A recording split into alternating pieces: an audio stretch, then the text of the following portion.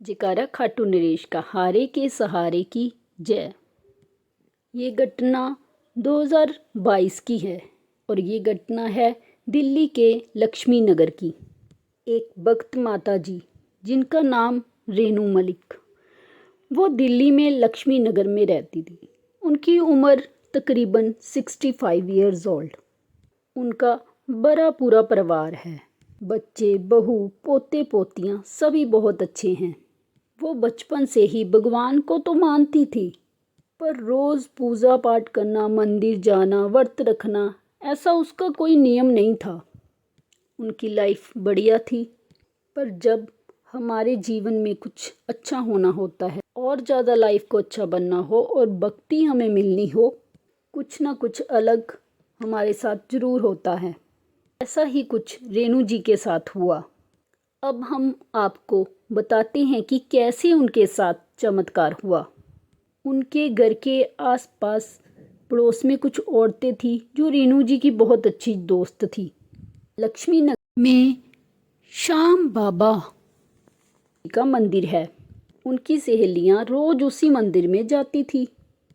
2021 में जब लॉकडाउन के बाद मंदिर खुले, तब रेनू जी की सहेलियों ने उनको कहा कि भाई तुम भी हमारे साथ मंदिर चला करो। अब घर में पड़े पड़े वो इतना परेशान हो गई थी, इसीलिए उन्होंने सोचा ठीक है मैं भी मंदिर चलती हूँ। उसने सोचा मन थोड़ा चेंज हो जाएगा। जब वो मंदिर गई, वहाँ कीर्तन था। कीर्तन सुनकर रेनू बहुत खुश हुई। अब धीरे धीरे वो रोज़ ही मंदिर जाने लगी। राम बाबा की कहानियाँ सुनना, उनका जीवन परिचय सुनना रेनू जी को बहुत अच्छा लगता। बच्चों को कहकर उन्होंने एक स्मार्टफोन लिया और उस पर रोज़ सुबह भजन लगाती। रेनू जी को पता था खाटू श्याम बाबा जी का एक बड़ा मंदिर राजस्थान में सीकर में है। वो वहाँ दर्शनों के लिए जाना चाहती थी। लक्ष्मी नगर से ही सेवा रूप में हर महीने खाटू श्याम मंदिर में सीकर के लिए बस सेवा होती है। 2022 के फागुन मेले में रेनू जी और उनकी सहेलियों में खाटू श्याम धाम जाने का फैसला किया। रेनू जी खाटू धाम जाकर बाबा के दर्शन करने के लिए बहुत ज़्यादा एक्साइटेड थी। उसने श्याम बाबा को भेंट करने के लिए एक मोर छड़ी ली, साथ ही अपने हाथ से काजू बादाम का एक बहुत बड़ा कंठा भी बनाया। अब निश्चित समय पर बस चली। 13 मार्च दिन रविवार था। रात के 9 बजे बस चली। बस ने अगले दिन सुबह 4:30 बजे उन्हें खाटू जी छोड़ा। वो एकादशी का दिन था। भीड़ बहुत थी। बस वालों ने धर्मशाला बुक करी हुई थी। सभी बस वालों ने कुछ टाइम वहाँ विश्राम करा, फिर नहा धोकर बाबा के दर्शनों के लिए चल पड़े।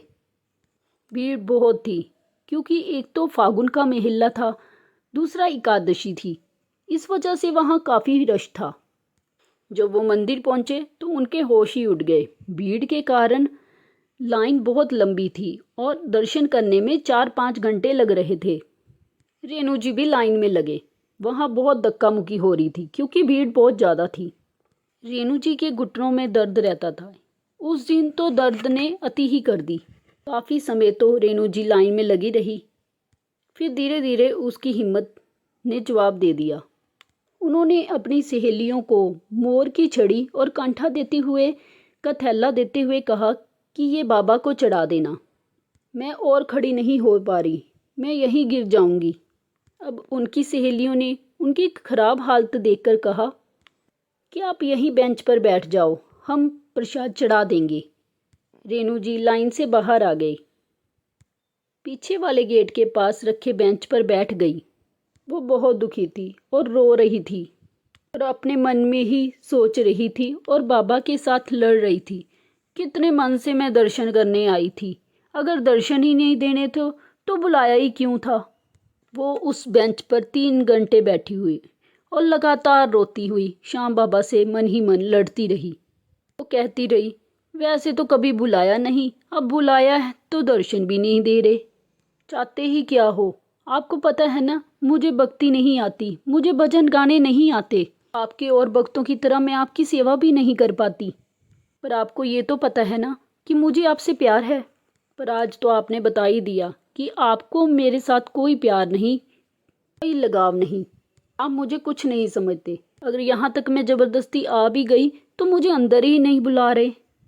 अब ऐसा कहते हुए वो बहुत कुछ उल्टा सीधा बोल बोलकर श्याम बाबा से मन ही मन लड़ती रही। उनकी हालत खराब होती जा रही थी और बहुत रोए जा रही थी। तभी अचानक उनके पास एक राजस्थानी पगड़ी पहने हुए 18-20 साल का एक लड़का आता है। कपड़े बहुत साधारण थे, पर गोरा रंग ऐसा जैसे दूध। रेणु जी को उनका वो थैला पकड़ाया जिसमें उनका मोर छड़ी वाला सामान था और कहा कि ये थैला वहाँ पर पड़ा हुआ था, शायद आपका है। अब बैग देखकर रेणु और हैरान हो गई। आंसू और तेज हो गए और जोर जोर से रोने लगी और फिर ही मन में बाबा से लड़ते हुए बोलने लगी, मुझे दर्शन भी नहीं देना चाहते, मेरी भेंट भी नहीं लेना चाहते, चाहते ही क्या हो। रेणु ने खड़े होकर लाइन में अपनी सहेलियों को देखने की कोशिश करी, पर उनको कोई भी जानने वाला नहीं मिला। जिन लोगों के साथ वो बस में आई थी उनमें से एक भी लाइन में दिखाई नहीं दे रहा था। अब वो और परेशान हो गई कि सारे कहाँ चले गए और ये थैला ऐसे कैसे पड़ा हुआ था यहाँ पर। जो लड़का था वो बड़े प्रेम से रेणु जी से बोला कि आप क्यों परेशान हो रही हो, क्यों रो रहे हो। अब रेणु जी उस पर बरस ही पड़ी। जो अंदर का गुबार था वो निकालने लगी। खाटू जी पता नहीं क्या समझते हैं, मैं इतनी मुश्किल से यहाँ आई हूँ, मुझे दर्शन नहीं दे रहे। रेणु जी नॉन स्टॉप उन्हें बोली जा रही थी। वो लड़का रेणु जी को सुनता रहा और फिर प्रेम से बोला, आप शांत हो जाओ और मेरे साथ चलो। अब वो लड़का रेणु जी को पीछे की तरफ से ले गया, पतली पतली गलियों से निकाल के जाने कहाँ से वो मंदिर के अंदर ले आया। रेणु जी बहुत हैरान थी, कुछ समझ नहीं आ रहा था। उनके सोचने समझने की शक्ति तो जैसे काम ही नहीं कर रही थी। फिर उस लड़के ने रेणु जी को रेलिंग से अंदर किया और ये क्या, रेणु जी बिल्कुल श्याम बाबा जी के दरबार में आगे खड़ी हुई थी।